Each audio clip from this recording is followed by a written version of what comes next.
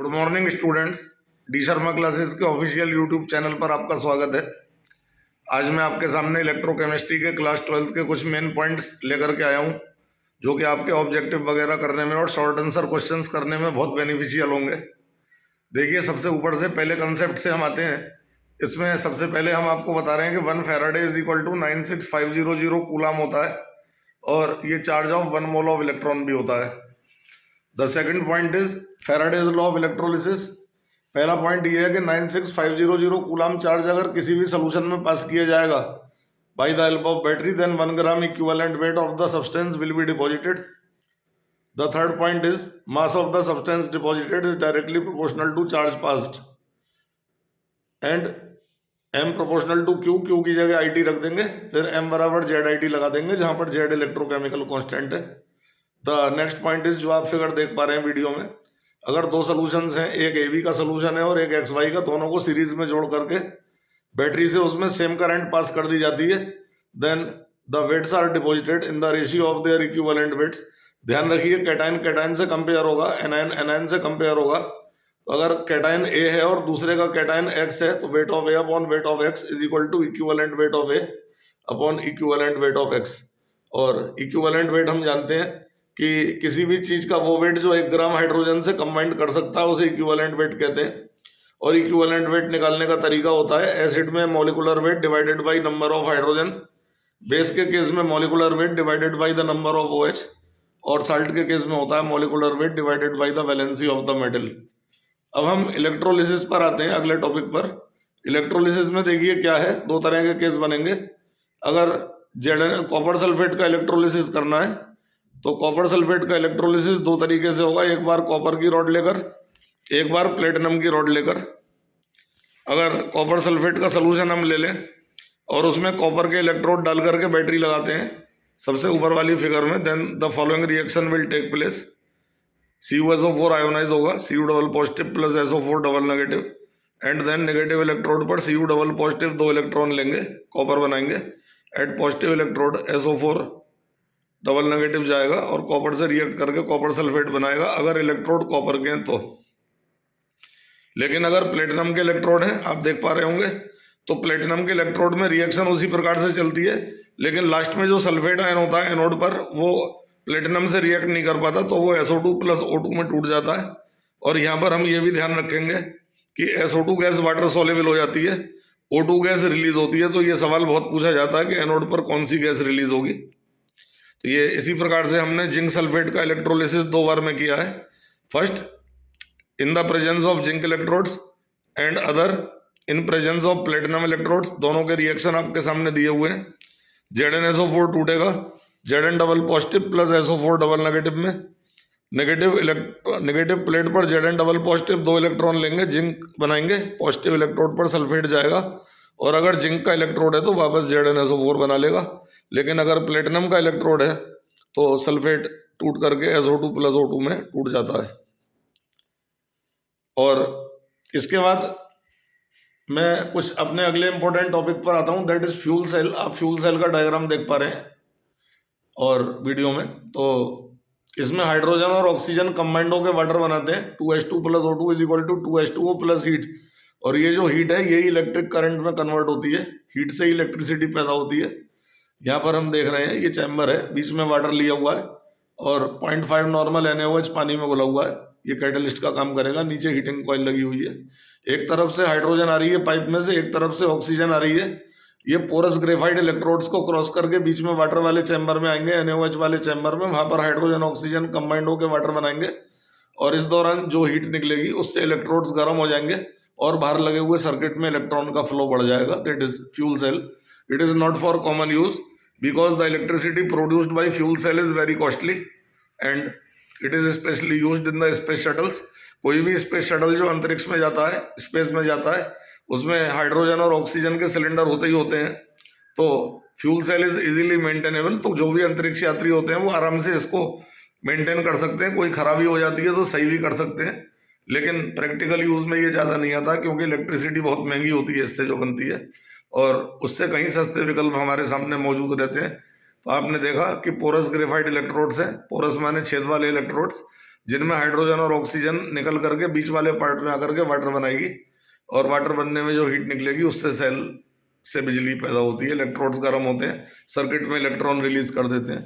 Now second one is dry cell, जो कि आपके सामने ड्राई सेल का डायग्राम है, और इसमें एक जिंक का चैम्बर है सिलिंड्रिकल, उसमें ग्रेफाइट रॉड बीच में है, और दोनों के बीच में MnO2 और NH4Cl भरे हुए हैं।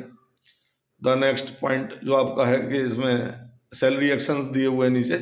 जिंक आयोनाइज होगा Zn double positive plus 2 electron में, NH4Cl टूटेगा NH4 positive plus Cl negative में, then MnO2 will react with NH4 positive and 2 electron, it will form MnOOH।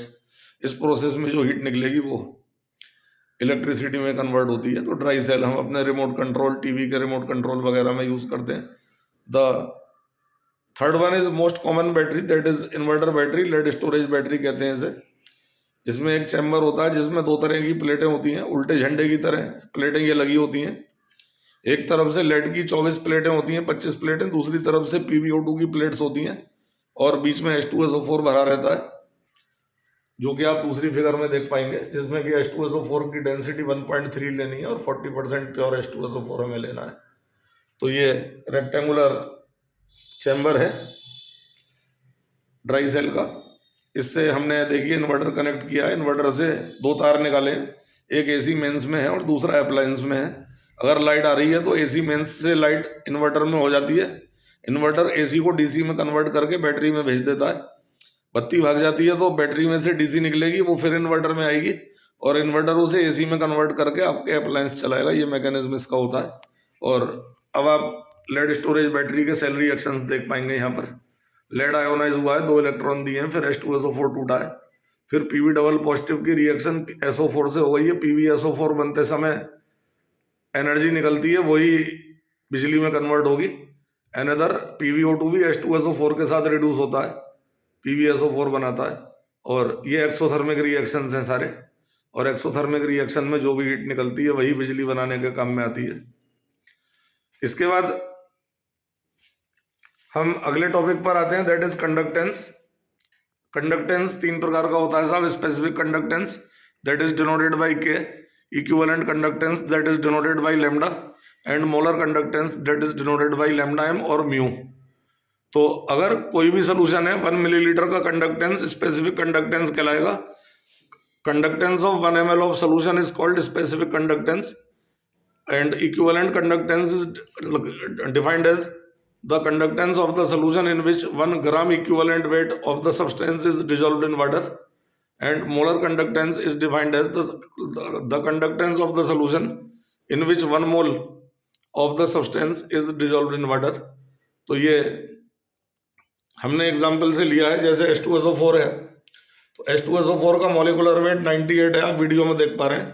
तो अगर 98 ग्राम H2SO4 को हम पानी में घोलेंगे, पानी कितना भी हो सकता है, तो मोलर कंडक्टेंस होगी सोल्यूशन की कंडक्टेंस। और अगर हम 98 को 2 से डिवाइड कर देंगे तो इसका इक्विवेलेंट वेट 49 आएगा, और 49 ग्राम H2SO4 अगर हम पानी में घोलेंगे देन सोल्यूशन का कंडक्टेंस इक्विवेलेंट कंडक्टेंस होगा। We may take the second example also, CaOH का whole twice which has the molecular weight of 74। तो अगर हम 74 ग्राम साल्ट को पानी में घोलते हैं तो उस सोल्यूशन की कंडक्टेंस मोलर कंडक्टेंस होगी। और यहाँ पर क्योंकि OH 2 है, और तो 74 को 2 से डिवाइड करके इक्विवेलेंट वेट हमारा 37 आया। तो 37 ग्राम CaOH का होल ट्वाइस अगर पानी में घोलेंगे तो उसकी कंडक्टेंस इक्विवेलेंट कंडक्टेंस होगी। इसके बाद ये क्लासिफिकेशन है, लैम्डा को इक्विवेलेंट कंडक्टेंस कहते हैं। तो लैम्डा का क्लासिफिकेशन है, लैम्डा 2 प्रकार का होता है, strong electrolyte and lambda of weak electrolyte. Strong electrolyte का lambda at finite volume and at infinite volume. Weak electrolyte का लैम्डा भी 2 प्रकार का है, at the finite volume and the infinite volume. तो if we dissolve strong electrolyte in a finite volume, then the number of ions, salt is completely ionized क्योंकि वो strong electrolyte है। और अगर हम salt को इनफाइनाइट वॉल्यूम यानी कि समुद्र में घोलते हैं तो भी वो salt completely ionized होता है। तो number of ions are same in the case of strong electrolyte whenever it is dissolved in the finite volume of water, or whenever it is dissolved in the infinite volume of water, then the conductance will be equal। Similarly week electrolyte का lambda 2 तरह का होता है, एक finite volume एक infinite volume. लेकिन weak electrolyte के बारे में आप जानते हैं, वीक इलेक्ट्रोलाइट कम पानी में कम टूटता है, ज़्यादा पानी में ज़्यादा टूटता है। लिहाजा वीक इलेक्ट्रोलाइट की जो लैम्डा है फाइनाइट वॉल्यूम पर कम होगी और इनफाइनाइट वॉल्यूम पर ज़्यादा होगी, क्योंकि आपको पता होना चाहिए कि conductance depends upon the number of ions. Strong electrolyte के केस में फाइनाइट और इनफाइनाइट वॉल्यूम पर नंबर ऑफ आयंस इक्वल होते हैं, जबकि वीक इलेक्ट्रोलाइट के केस में फाइनाइट और इनफाइनाइट वॉल्यूम पर नंबर ऑफ आयंस डिफरेंट होते हैं। Hence the conductance is equal in the case of strong electrolyte as well as the conductance is different in the case of weak electrolyte. The same classification is for molar conductance। नीचे आप देख पा रहे हैं molar conductance को mu से denote करते हैं और वो भी दो प्रकार का होगा, स्ट्रॉन्ग इलेक्ट्रोलाइट का और वीक इलेक्ट्रोलाइट का। स्ट्रॉन्ग इलेक्ट्रोलाइट का जो म्यू है वो भी दो प्रकार का है, देखिए म्यू वी और म्यू इन्फिनिटी। वीक वाले का भी मोलर कंडक्टेंस दो प्रकार का है, म्यू वी और mu infinity. In the case of strong electrolyte, number of ions are same, so that the molar conductance at the finite volume and molar conductance at the infinite volume is same. And in the case of weak electrolyte, the conductance is not same. इसके बाद last में मैं आपको आज के video में कुछ conductance से रिलेटेड फार्मूले बता रहा हूँ, जिससे कि आप न्यूमेरिकल्स हैंडल कर पाएंगे। पहला होता है specific conductance is 1/ρ, K is the specific conductance and ρ is the specific resistance। The second formula is R is equal to rho L upon A, जो कि आपने फिजिक्स में भी देखा है। R is the resistance of solution, rho is the specific resistance of the solution and L upon A को cell constant कहते हैं। तो जो भी एक अननोन चीज है वो आप निकाल सकते हैं। अगले रिलेशंस हैं दो, आप देख रहे हैं। अगर K दिया हुआ है तो K से हम इक्विवेलेंट कंडक्टेंस निकालेंगे, K upon normality into 1000। K से मोलर कंडक्टेंस निकालेंगे, mu is equal to K upon molarity into 1000। और आप जानते हैं स्ट्रॉन्ग इलेक्ट्रोलाइट के केस में लैम्डा वी और लैम्डा इन्फिनिटी बराबर होते हैं और म्यू वी और म्यू इन्फिनिटी बराबर होते हैं। अभी मैं पीछे आपको एक्सप्लेन कर चुका हूं। और वीक इलेक्ट्रोलाइट के केस में लैम्डा वी और लैम्डा इन्फिनिटी इक्वल नहीं होंगे और म्यू वी और म्यू इन्फिनिटी भी इक्वल नहीं होंगे। कंडक्टेंस से रिलेटेड हमारा आखिरी टॉपिक कोलराश लॉ है। कोलराश ने दिया था अगर ए भी एक इलेक्ट्रोलाइट है तो lambda infinity of the whole molecule is equal to the sum of the lambda infinities of the ions present in the aqueous solution. ये कोलराश लॉ है, इससे लैम्डा इन्फिनिटी निकालते हैं और स्ट्रॉन्ग इलेक्ट्रोलाइट के केस में जो लैम्डा इन्फिनिटी होती है वही लैम्डा वी हो जाती है। अब हम ये देखते हैं कि मोलर कंडक्टेंस के लिए भी हम ये कोलराश लॉ लगा सकते हैं। Mu infinity of A B is equal to mu infinity of A positive plus mu infinity of B negative.